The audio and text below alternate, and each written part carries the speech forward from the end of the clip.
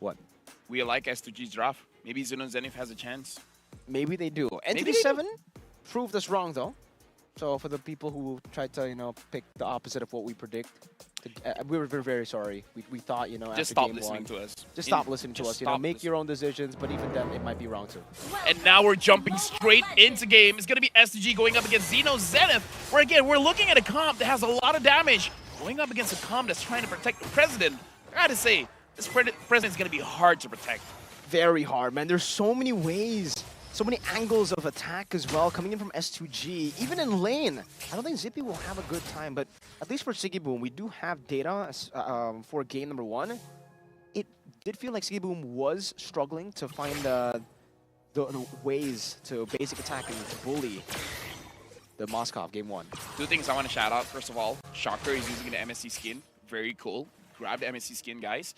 And Zippy is using the Purify. So this is very good for Nolan. This is very good for the Grok as well as Sigiboom on the Harif. Making it so that your HP is low. What are you going to do? Flicker?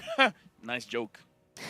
That's pretty That's true. heh. That's heh. We have seen that for a lot of times. Sigiboom doing a bit of damage there over to Zippy, punishing him for walking up to go for the gold cannon minion there. But it does look like he's also on the Impure Rage, not the War Cry, Lafel. And Zippy, very safe option, goes for the Quantum Charge, not the weakness finder that we know. Kazoo try to go for the retry there, but it's Joe who retries first, takes it away, and in the mid lane, as expected, the Prio, Kazoo walking up, goes in for the Fracture 2, and it's going to be Nart taken very, very low. 17 seconds on the Turtle and counting. Something that we do have to say, usually we see the Nolan abusing his fast clear speed to get a very clear advantage against the opposing jungler. But in terms of the levels, it looks like there's no difference between Kazoo using the Nolan going up against Joe that's using the Fredrin. So he's not really achieving what the Nolan is supposed to achieve.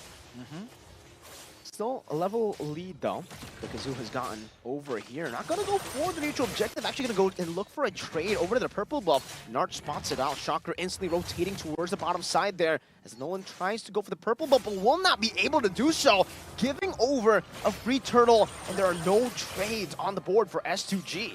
Very good map sense coming in from Denard, but again, this is the worry, right? S2G has a comp that can go very aggressive, but so far they're not being aggressive, and the fact that the Harv is not winning hard on the lane, if they don't pick up the pace, Zino Zenith is going to be very comfortable. It's like, we want to scale up. If no one's going to stop us scaling up, then we're all good, man. This is the kind of game that we want. Yeah, for S2G, this is not the game that they want. They want to force the pace, look for skirmishes around the map, but so far that hasn't happened at all. They're the ones to actually evade away from a skirmish earlier.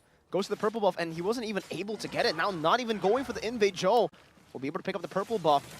And the fact that the Fredrin is the same level, that's an explosion right into the shove back, but it's going to be caught by the wild charge on that barrier. First blood to begin, and now it's going to be Sigiboom who gets caught and gets taken out by Shocker.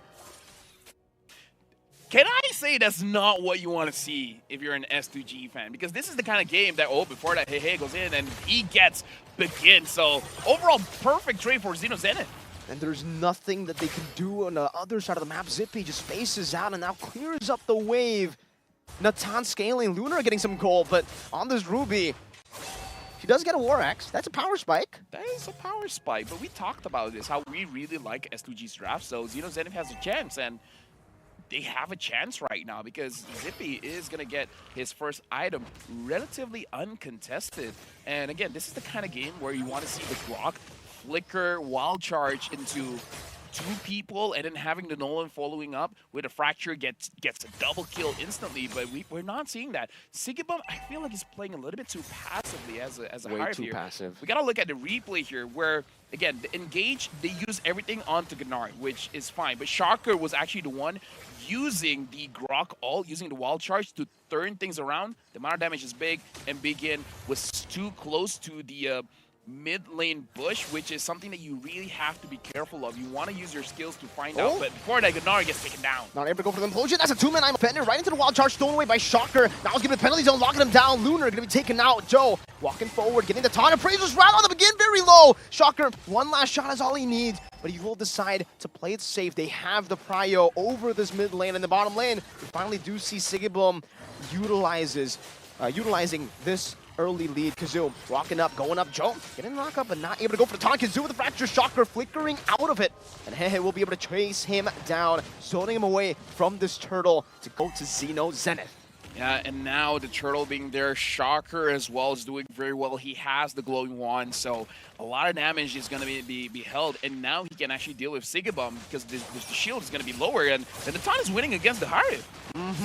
Something you won't want to see. I'm offended right into the back, but Begin gets a Mystic Gush as well. It's still going to be Joe surviving for a bit, but Kazoo gets him down, picks up the purple buff too. Zino Zenith, it's 3-3, and interestingly enough, it's still S2G who hold on to the gold lead despite the two turtles. We got to see where the lead is at, because I feel like it's on Lunar, and now Zippy is very, very low. They can get this kill. No wild charge. Karo goes in, implosion to catch him down. Zippy able to escape. The last turret shot won't be able to take Karo down, and Begin looks for the kill under the turret, throws out the Mystic Projectile into the bush, doesn't find him. He's recalling all the way into tier 2, and it seems for S2G, they're trying to push the pace now in the bottom lane. Looking at the items here, looks like the President has not completed a single item yet. He just wants the second tier items, and the Nolan having the Hunt Strike as well as Sky Piercer. He should be doing well at this point, but again, in terms of the kills, he's not been getting a lot. He's getting 2, which is okay, but I feel like he really should pick up the pace. Joe wasn't able to go for his orange buff, by the way. That was a good invade by Kazoo. 6 minutes in, now it's the first successful invade so far for S2G as they continue into this mid lane, but they're playing towards that mid game. Hehe. Look for an angle. It does seem like for Lunar, he will be able to find the offender into the wall charge and the fracture, but it's onto a Terizla. Hehe, going to be the one with the last laugh there. How do you do it? How do you do it? There you go. It's unfortunate they use their engage tools to disengage. So S2G, they're utilizing this draft not the way that we thought it would be utilized, where you would use your tools to initiate a fight and then grabbing the kills, giving it over to your carries, the Nolan as well as the Harith, especially because you have the Sky Piercer now on the Nolan, but it looks like they have a different idea. They want some kind of power spike before they go in. Damage placed down into Hehe, but still damage reduction with the passive there, able to escape. Meanwhile, no Demand Force there. I'm offended, able to bring Gnart in, but Implosion will be able to find it. Now it's going to be Begin who finds the kill, but okay, Shocker does with the wild charge, and now it's going to be the Implosion again. Oh, Ready, doing so much damage onto the back Lunar, forcing going for the flicker onto Hehe, but will still be able to survive with the Body Smith. And that's another win for Zino Zenith around the turtle. That makes it 3 neutral objectives. 3 neutral objectives, and now ZP has 2 items. Right? All he's waiting for is the Holy Crystal. Once the Holy Crystal is built, it's going to be difficult for S2G because it looks like Kazoo does not have a lot of opportunities to go on to Zippy because Gnard has his eyes on this Natan, making sure that Natan is able to survive any kind of engage. Same as Shocker. Shocker can go very aggressive and deal the damage, but every once in a while, he can dash back to his own carries. Because look at this, Kazoo is going to try to kill him. Fracture as well, Zippy, whoa! Gets out with the entropy. Good reaction time to stop that from happening. And now they'll still be able to pick up a tier 1 down below while also scaling up. Yeah, and again, he has 2 items. After this, he's going to have the Holy Crystal. And I kind of feel like with the threat of Kazoo, even though he was able to survive, perhaps having a Blood Wings would help him out a lot. Shocker, now having the Enchanted Talisman, is going to be able to spam his skills a little bit more. So a lot more Terrifies, a lot more damage, a lot more healing for himself, trying to stop S2G Esports. Because at this point, S2G, their engagers are not engaging. Karo, oh, that's a shove over, but he still has that power of nature to get out. Some anti-CC as Zino Zenith pushes down in the bottom lane. Kazoo does get the Melfic Roar, by the way, so it's still pretty good for S2G. They are also technically scaling into the mid-game. And now Shocker going in, that's an implosion flicker combo by Nart, now shoving him back all the way for Zippy to take the kill with the entropy. Kazoo up top trying to go for a trade and will be able to go for that trade, but it's only a tier 1 traded in for Lunar. Yeah, like any kind of advantage, you would want to get it.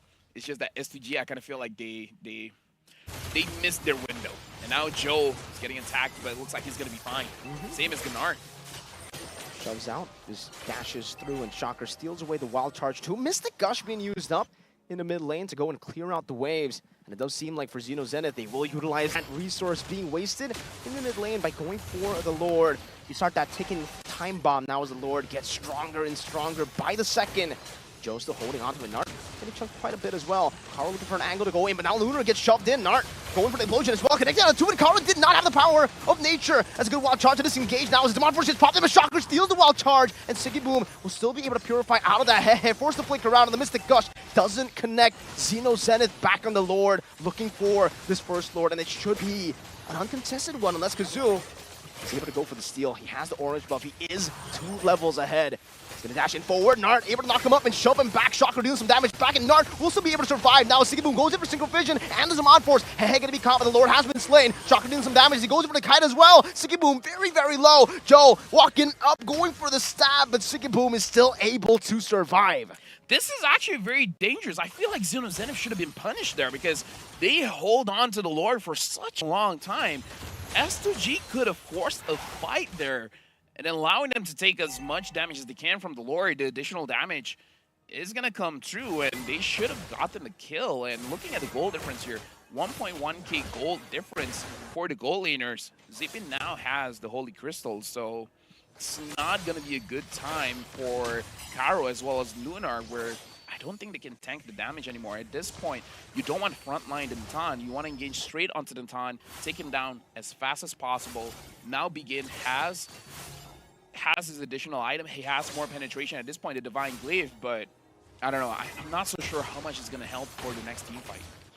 Yeah, for Zino Zenith, they've scaled up already. That was a good timer, actually, for Zippy to pick up the Holy Crystal. 10 minutes, usually expected in the 11th minute, so able to beat the clock by 1 minute. Shocker, again, able to steal that wild charge with the IMU, and look at the way that Zino Zenith are playing the Lord, slowly but surely building up waves, but it will be crashing down into that top lane, and Begin is actually able to keep it within the distance outside of the turret splash, and they will be able to get rid of it before it actually crashes in. So, good job by S2G to fend off for now in the 11th minute of the game, but still, a big problem for them is they're relying on a snowball. We gotta look at the damage dealt here as well. Valentina has the highest 35,000 damage dealt.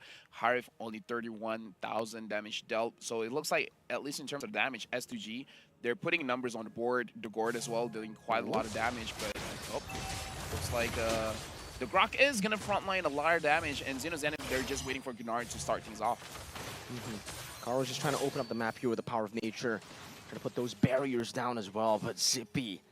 You mentioned the Holy Crystal, and I gotta agree, man. At this point, it doesn't feel like any of the S2G front lines will be able to handle that damage, especially when bursted down.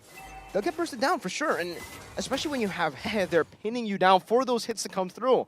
They're gonna have to somehow be able to go back and forth, finding the window. They gotta wait for the entropy to be used, wait for the entropy to be over, and then instantly engage again. It makes it super hard for S2G going back and forth, layering their CC, but they're already clumping up together.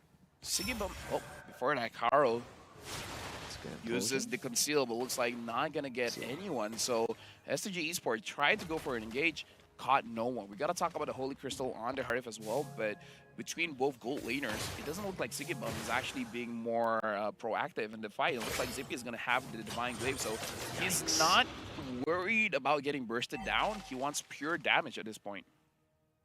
That's very scary, Natan, in the 13th minute of the game. Bloodwing suit for Shocker, so should be able to actually play right in front of Zippy even better now. They're doing a lot of damage onto Karo, actually forcing out the Athena shield. And it seems for Zippy, pops into Entropy, goes in for the rush, and Karo won't really be able to react to this. Appraiser's round right into Retribution. S2G let that happen. Karo, even with the Athena shield, still took that much damage from Zippy. He's practically dealing true damage at this point of the game. Yeah, at this point, Zino Zenith, 8 kills over to 6. I just feel like S2G Esports, personally for me, they got a good draft. They just weren't able to execute. But props to Zino Zenith, especially to Shocker. Shocker was able to push people away, making it so that they don't engage onto Zino Zenith. Man, this is rough for S2G, a team very reliant with this composition on an early game snowball. And remember, ladies and gentlemen, this is an elimination match. If you lose here, you're out of the wild card. These are the tournament, or actually the wild card favorites. Oh yeah, everyone was going for S2G, and perhaps that put a little bit too much pressure. Speaking of pressure, Zino Zenith is not letting down the pressure. They made sure that they get the tier 2s of the bottom as well as the mid. So now all they have left is the inhibitors, and Kazoo is taking a lot of damage. Still able to escape though. That was a retribution used by Joe, so at least they can play around with that. But the Enhanced Lord now charges down on that top side base turret. Hehe. Still has a penalty zone, can decide to go for it, just looking for the timing.